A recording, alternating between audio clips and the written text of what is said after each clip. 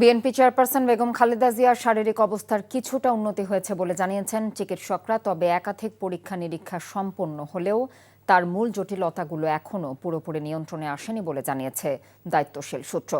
চিকিৎসায় গঠিত মেডিকেল বোর্ডের সদস্যরা বলছেন, ডায়াবেটিস, কিডনির হৃদযন্ত্র এবং ফুসফুসের ওঠানামা করা জটিলতার কারণে বেগম জিয়াকে রাখা হয়েছে নিবিড় পর্যবেক্ষণে। নিয়মিত হাসপাতালে গিয়ে খোঁজ নিচ্ছেন পুত্রবধূ ডাক্তার জুবাইদা রহমান। সর্বশেষ পরীক্ষায় তার কিডনি ও ফুসফুসের অবস্থায় কিছুটা অগ্রগতি দেখা গেলেও তিনি এখনও শঙ্কামুক্ত নন। এই অনিশ্চয়তার কারণে তার বিদেশ যাত্রার সম্ভাব্য সময় বারবার পরিবর্তিত হচ্ছে। মেডিকেল বোর্ডের সদস্যরা জানিয়েছেন, বেগম জিয়া বিমানে ভ্রমণের উপযোগী না হলে তাকে বিদেশে নেওয়া হবে না।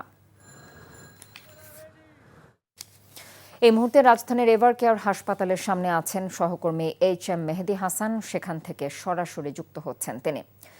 মেহেদী, বেগম জিয়ার চিকিৎসার বিষয়ে মেডিকেল বোর্ডের বৈঠক থেকে নতুন কি তথ্য আছে আপনার কাছে? একটু আগেই কথা মেডিকেল বোর্ডের সদস্যরা বসেছেন এবং বেগম জিয়ার সর্বশেষ যেই শারীরিক অবস্থা সেটি তারা পর্যবেক্ষণ করেছেন এবং এখানে দেশ বিদেশের যারা চিকিৎসক রয়েছেন তারা কিন্তু নিবিড়ভাবে পর্যবেক্ষণ করছেন যে এই বিগত সময় যে চিকিৎসা চলমান রয়েছে সেটি আরও এভাবেই চলবে কিনা, কিংবা পরবর্তীতে চিকিৎসার কী পদক্ষেপ তারা গ্রহণ করবেন সে বিষয়ে তারা কী পদক্ষেপ নেবেন সে বিষয়ে তারা আজকে আলোচনা করেছেন আমরা জানতে পেরেছি। এখানে এই মেডিকেল বোর্ডে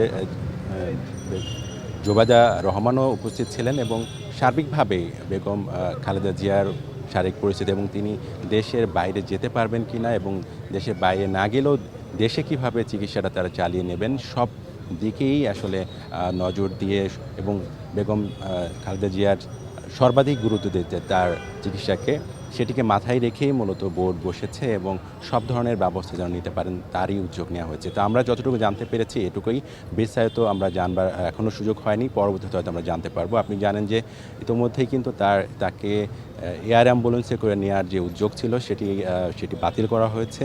তো এখন পর্যন্ত বলাই যাচ্ছে যে খুব শীঘ্রই তাকে যে দেশের বাইরে নিয়ে যাওয়া হবে এমনটাও আসলে নিশ্চিত করে বলা যায় খুব শীঘ্রই সেটা হচ্ছে না। তবে সামনে চিকিৎসাটা কিভাবে তারা চালিয়ে নেবেন সেটি নিয়েই মূলত বোর্ড আজকে আলোচনা করেছে আমরা জানতে পেরেছি। তো এই ছিল সবশেষ অবস্থা কথা। খালেদা জিয়ার স্বাস্থ্যের সর্বশেষ খবর জানছিলাম।